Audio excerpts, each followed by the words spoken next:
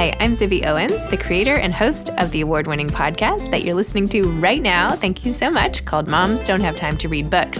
It is a daily podcast, 365 days a year, and each day we talk to an author about all of the things related to their career, their book, their life, and more in 30 minutes or less, because who has time?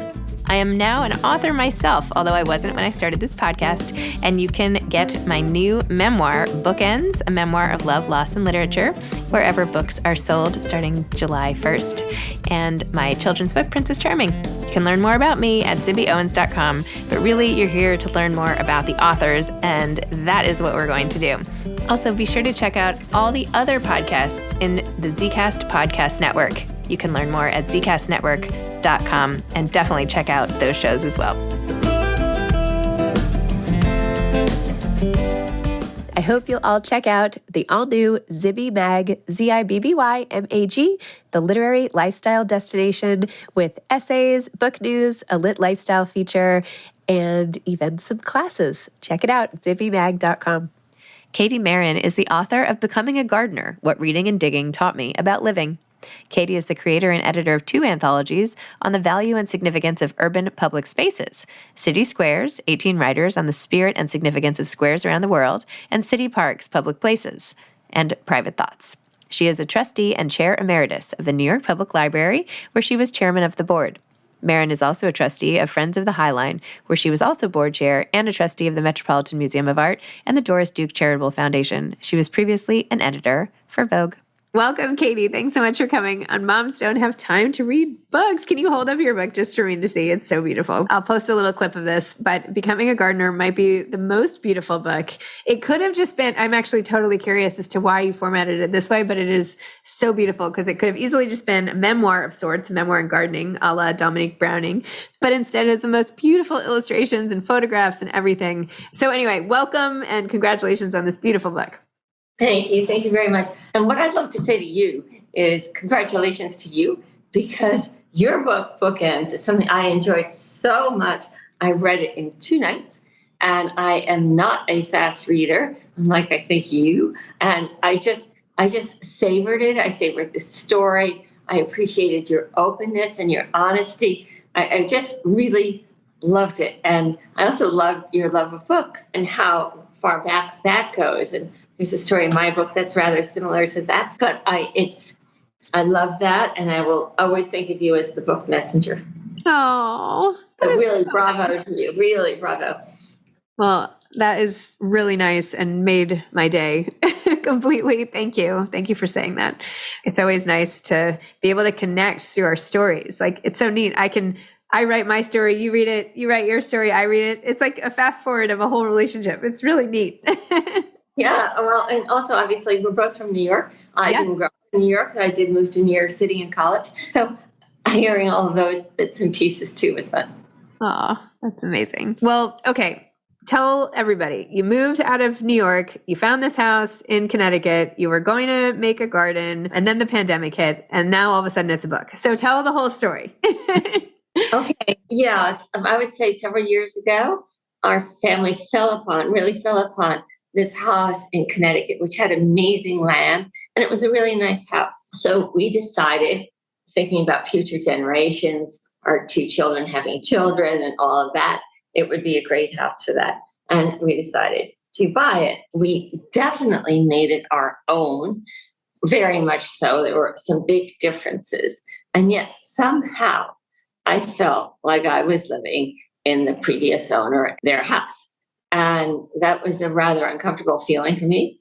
In fact, I tried different things, such as waving sage around the doors and windows, which I'd never done before, to try to feel better about it. But somehow I couldn't understand why, but it was not working. So then one morning I was walking our dog on our typical morning loop, and it dawned on me that if I rooted myself to the land, maybe that would help me root myself to the house. I have always loved gardens, and there was one other inspiration for this book I'll say in a second. Always loved gardens, and right now was the time to make my own for the first time. I'd also just say that, and this is something you'd appreciate, because this came in, both of these concepts came in at the same time. is a quote I heard about 10 years ago, and it's from Cicero about 2,000 years ago. And it says, if you have a garden and a library, you have all you need. And that quote really caught my attention. I've thought about it many times since. I understand, I think, some of what he's talking about. I don't understand it fully, but that and trying to understand the meaning of gardens is really the gist of the book. I love how you decided to do this rooting experiment and you turned so much to books, as you referenced, and how even the quote that you included by Jamaica Kincaid of how, she tried to make her first garden and was black and blue and, I don't know, split her thumbs open, something like that. And then she knew she was a gardener. And you're like, yes, that's what I'm going to do. Yeah, that's so totally true. In fact, though, I think that what happened for her is on a Mother's Day, her husband gave her all sorts of things, all the tools, and she went out and planted some plants, which she said did not come up. But she said that did not yet make me a gardener, and now she is a gardener. And for me, I think becoming a gardener, a real gardener, takes some time, and it takes some experimentation. Gardening is all about experimentation in my mind. And that's also, I really wanted to become a gardener and understand what it would mean for my life. But it dawned on me, in thinking about this, that there is no test I have to take to suddenly become a gardener. I could call myself a gardener whenever I wanted to, and I call myself any kind of gardener whenever I wanted to. And that was something great. Right now, I would call myself a novice gardener, and there's lots to learn, which is one of the exciting things about gardening. Well, there's something about sharing your excitement and enthusiasm for gardening, which is infectious, contagious. I appreciate gardens a lot, obviously, because they're beautiful, but have never been sort of bitten by that bug. But reading your book, especially all the corollaries between the creativity of planting and the creativity involved in writing and words and all sorts of output.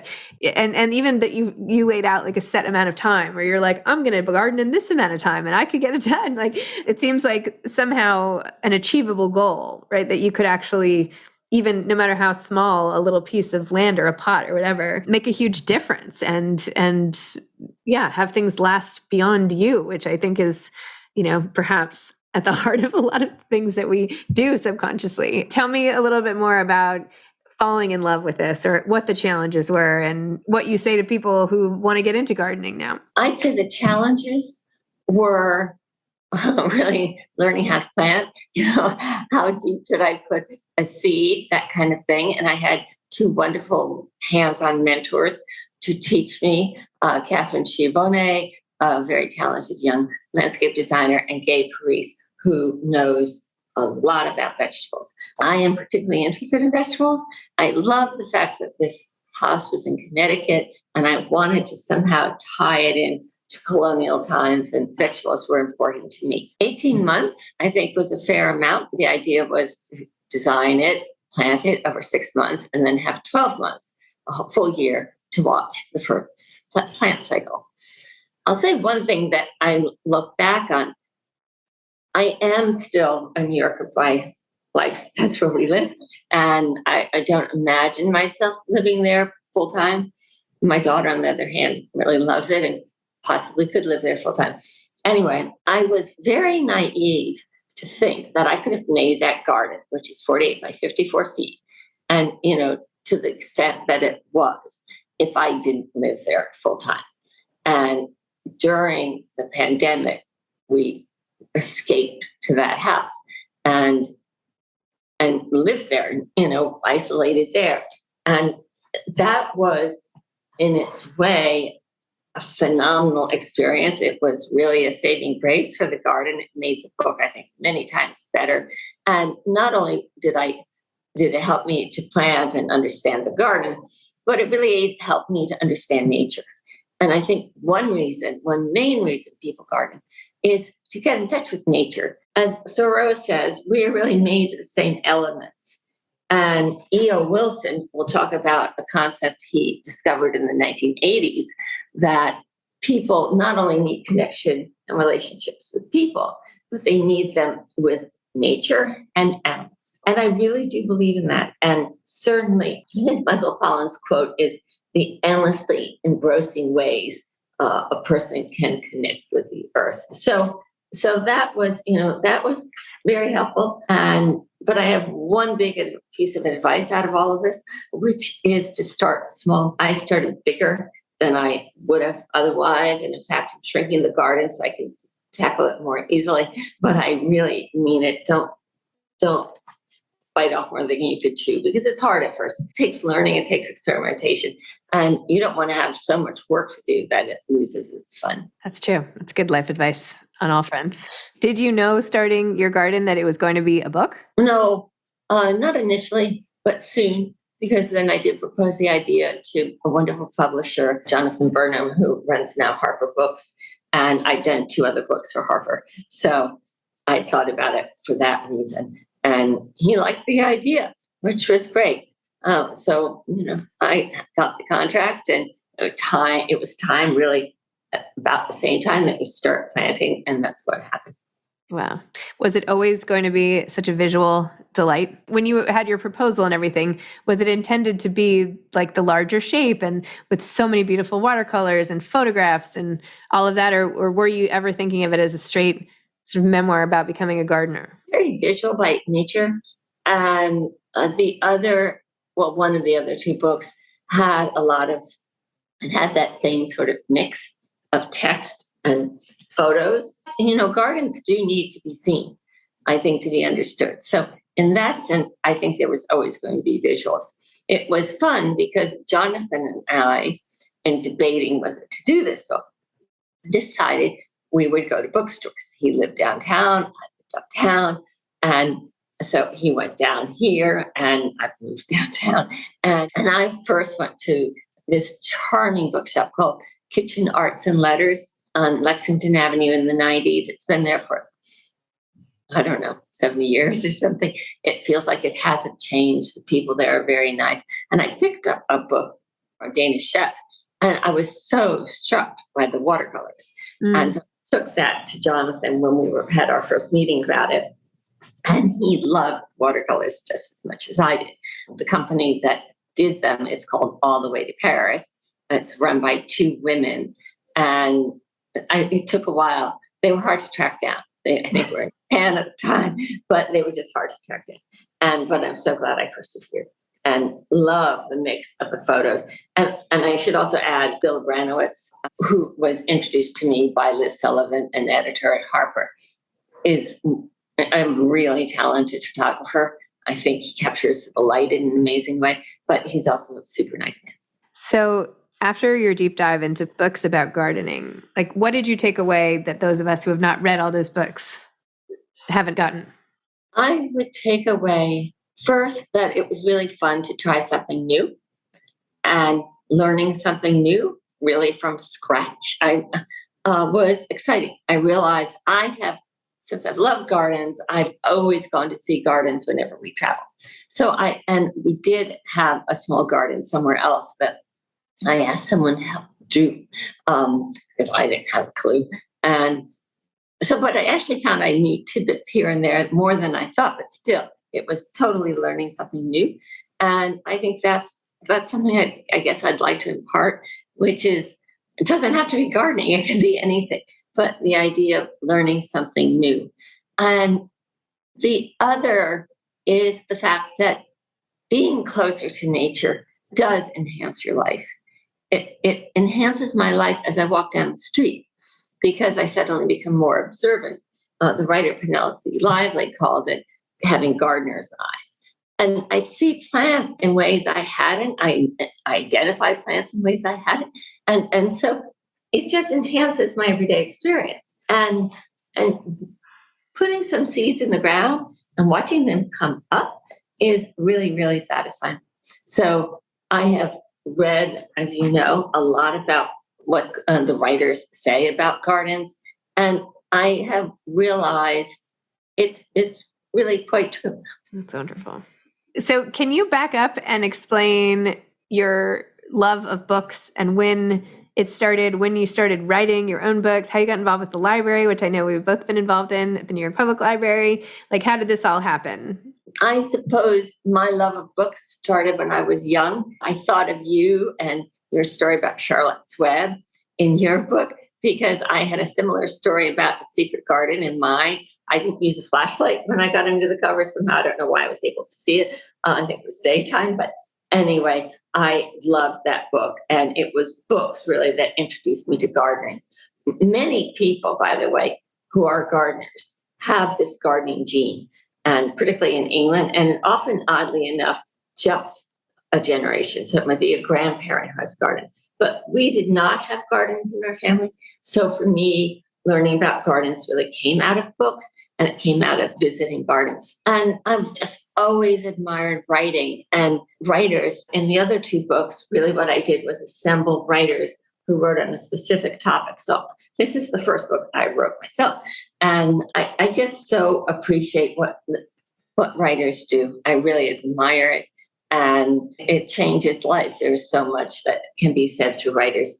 My involvement in the library funnily started because it was Tom Wolfe, and now I'm a friend of his daughter, sent me a letter to be on some committee at the library.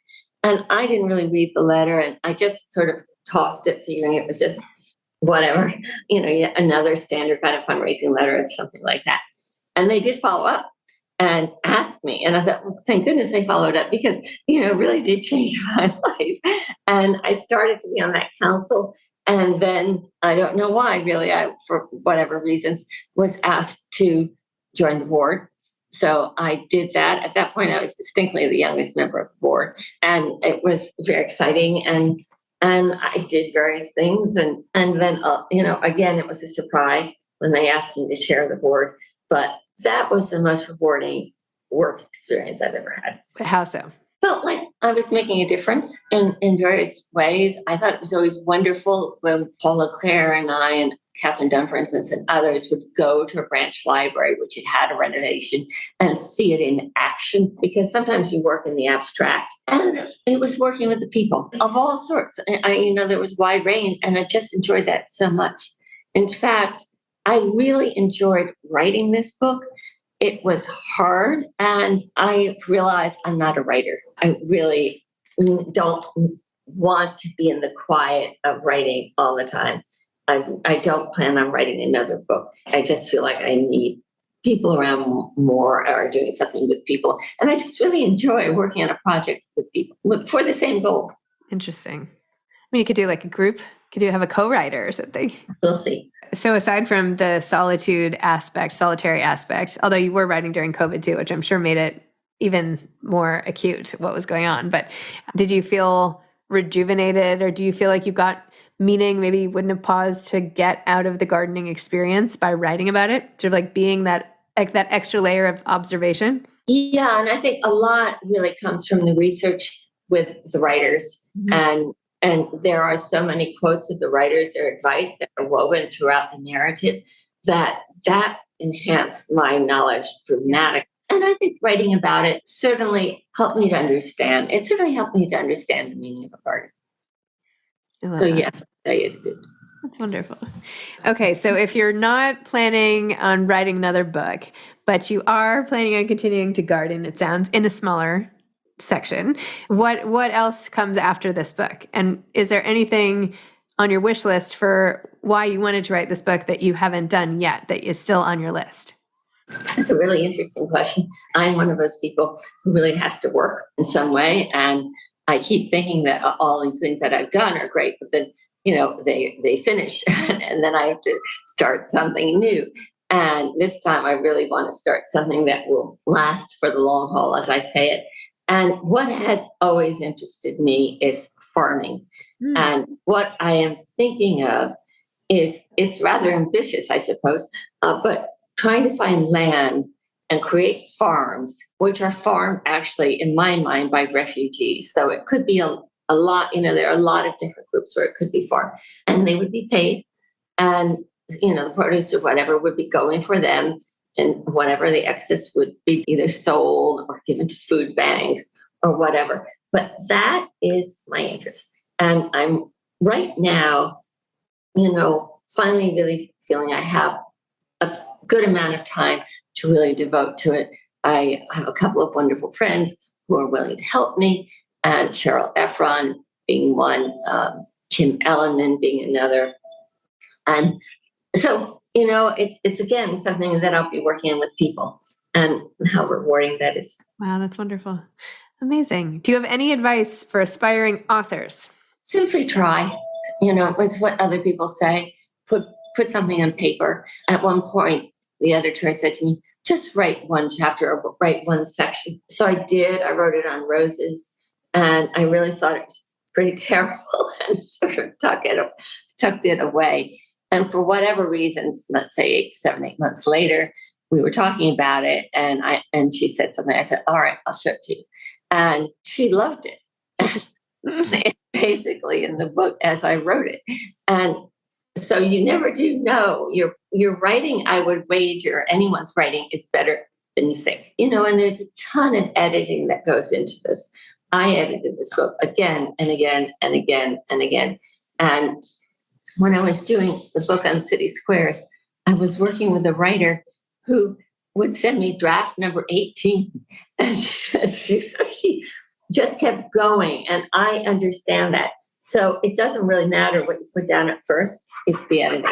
I love the advice of the editing. Well, Catie, thank you. Thank you for coming on. Thank you for talking about your beautiful book. It is like such a perfect read. You're a beautiful writer, but it's also a great gift for anybody who loves to garden, and really, really beautiful. I mean, I know I keep saying beautiful, but that's what I think about it. It's absolutely gorgeous. So thank you. Thank you to you. All right. Bye. Bye. Take care. Thanks for listening to this episode of Moms Don't Have Time to Read Books. Don't forget to follow me on Instagram at Zibby Owens and at Moms Don't Have Time to Read Books. Also sign up for my newsletter at zibbyowens.com and sign up for my virtual book club and meet lots of authors on Zoom every other week. Thanks so much to Steve and Ryan at Texture Sound for the sound editing. And thank you to Morning Moon Productions for providing this fantastic intro and outro music.